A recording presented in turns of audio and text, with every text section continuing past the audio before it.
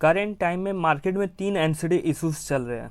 जैसा कि अगर आप चैनल के साथ पहले से जुड़े होंगे तो आपको पता ही होगा, एडलवाइस फाइनेंशियल सर्विसेज का, कोस्माटम फाइनेंस का और मुथूट मिनी फाइनेंसर का। इन तीनों कंपनीज का मार्केट में एनसीडी इशू ओपन है सब्सक्रिप्शन के लिए, जो 23 अप्रैल तक ओपन रहेगा। तो इस वीडियो में हम जानने वाले हैं कैसे हम न्यू एनसीडी इशू में अप्लाई कर सकते हैं, चाहे इस एनसीडी इशू की बात करें या फिर फ्यूचर में आने वाले जो न्यू एनसीडी इशू होंगे उसमें हम कैसे अप्लाई कर सकते हैं। तो यहाँ पर मैं आपको बताना चाहूँगा, आप इस वीडियो को अंत तक देखें ताकि आपको कंप्लीट प्रोसीड्यूर्स पता चल सके। यहाँ पर अगर हम बात करें एनसीडी इशू में अप्लाई करने के तरीके कितने हैं, तो यहाँ पर एनसीडी इशू में अप्लाई करने के मेनली 2 तरीके हैं। एक है फिजिकल माध्यम से और दूसरा है डिजिटल माध्यम से। तो पहले हम यहाँ पर बात करते हैं फिजिकल माध्यम की। तो यहाँ पर अगर आपका ब्रोकर फुल सर्विस ब्रोकर है, जैसे कि ICICI direct, HDFC securities, Kotak Mahindra securities, Edelweiss broking और एंजल ब्रोकिंग, इस तरीके के अगर आपके स्टॉक ब्रोकर्स है तो आप इजीली अप्लाई कर सकते हो फिजिकल मीडियम से यहाँ पर एनसीडीज़ में। जैसे कि आपको सिर्फ फॉर्म फिलअप करना पड़ेगा और ये फॉर्म प्रोवाइड करेंगे ये सब स्टॉक ब्रोकर्स, और इस फॉर्म को फिलअप करके आपको सिंपली अपने ब्रोकर को दे देना है। अब ब्रोकर क्या करेंगे, ये आपके बिहाफ पर इन एनसीडीज़ में अप्लाई कर देंगे। अब बात करते हैं यहाँ पर ऑनलाइन हम कैसे अप्लाई कर सकते हैं। तो ऑनलाइन अप्लाई हम सिंपली कर सकते हैं नेट बैंकिंग आसबा और बीएससी डायरेक्ट को यूज करके। तो यहाँ पर जैसे मैं आपको पहले नेट बैंकिंग आसबा का ऑप्शन दिखा देता हूँ, फिर हम बात करेंगे बीएससी डायरेक्ट की। अब जैसे मैं आपको दिखा रहा हूँ नेट बैंकिंग आसबा से कैसे हम एनसीडी इश्यूज़ में अप्लाई कर सकते हैं। तो यहाँ पर जैसे मैं आपको एग्जांपल के रूप में अपने बैंक ऑफ इंडिया से दिखा रहा हूँ कैसे हम एनसीडी इशू में अप्लाई कर सकते हैं आसबा को यूज करके। तो यहाँ पर जैसे देखो रिक्वेस्ट का ऑप्शन था, तो यहाँ पर रिक्वेस्ट पर क्लिक किया। अब यहाँ पर आसबा आईपीओ डेब्ट इशू रिक्वेस्ट, यहाँ पर क्लिक करना है। ठीक है, अब यहाँ पर क्लिक करने के बाद एक यहाँ पर देखो आप 2 ऑप्शन दिखेगा, एक आसबा आईपीओ रिक्वेस्ट और आसबा डेब्ट इशू रिक्वेस्ट। तो यहाँ पर हमें सिंपली आसबा डेब्ट इशू में करना है क्लिक। फिर हमें क्लिक करना बिड कम एप्लीकेशन में। बिड कम एप्लीकेशन में क्लिक करने के बाद यहाँ पर हमें सिलेक्ट करना पड़ेगा हम कौन से एनसीडीज़ में अप्लाई करना चाहते हैं।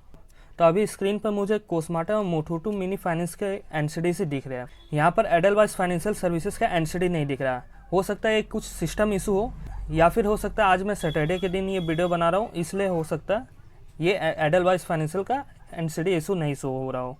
तो जैसे मान लेता हूँ अगर मुझे कोस्माटम और मुथूट मिनी फाइनेंस में अप्लाई करना है तो सिंपली मुझे सिलेक्ट कर लेना है किसी भी कंपनी को। फिर उसके बाद यहाँ पर सिंपली हम अपना BOID और बेसिक डिटेल्स डालकर यहाँ पर हम अप्लाई कर सकते हैं। जैसे कि सीरीज़ हमें सिलेक्ट करना है, फिर सीरीज़ सिलेक्ट करने के बाद नंबर ऑफ़ यूनिट सिलेक्ट करना है, फिर यहाँ पर बिड प्राइस और कट ऑफ प्राइस ये सब हमें देना। कंटिन्यू करने के बाद यहाँ पर हमारा एप्लीकेशन सबमिट हो जाएगा एक्सचेंजेस पर। अब हम यहाँ पर बात करने वाले बीएससी डायरेक्ट को यूज करके कैसे हम एनसीडीज़ के इशू में अप्लाई कर सकते हैं। तो यहाँ पर जैसे मैं आपको शो करता हूँ बीएससी डायरेक्ट में कैसे अप्लाई करना है। तो यहाँ पर मैं आपको सजेस्ट करूँगा अगर आप बीएससी डायरेक्ट पर रजिस्टर्ड नहीं हो तो ज़रूर से रजिस्टर्ड कर लो बीएससी डायरेक्ट पर, क्योंकि बीएससी डायरेक्ट को यूज करके हम ईजिली अप्लाई कर सकते हैं गवर्नमेंट बॉन्ड्स में और एनसीडीज़ में। तो यहाँ पर मैं आपको सजेस्ट करूँगा आप अपना एक बीएससी डायरेक्ट का लॉगिन आईडी पासवर्ड ज़रूर जनरेट कर लो।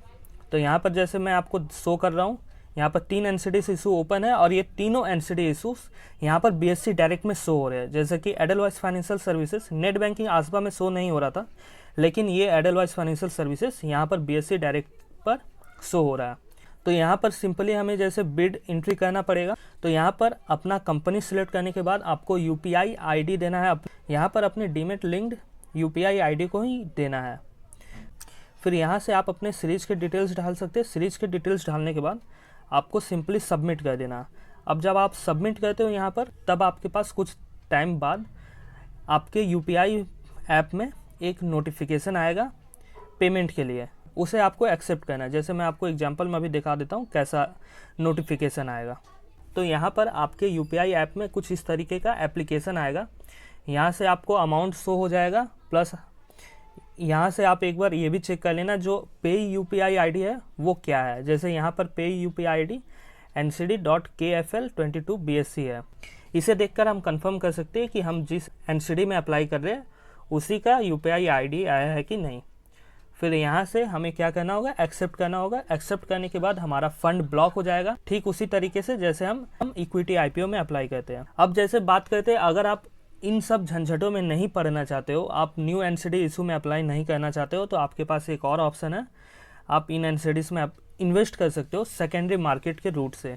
तो सेकेंडरी मार्केट के रूट से कैसे हम एनसीडीज़ में इन्वेस्ट कर सकते हैं, उसके रिलेटेड मैंने एक ऑलरेडी वीडियो बना के रखा है और प्लस एक प्लेलिस्ट भी बना के रखा है, आप उसे ज़रूर चेक करें।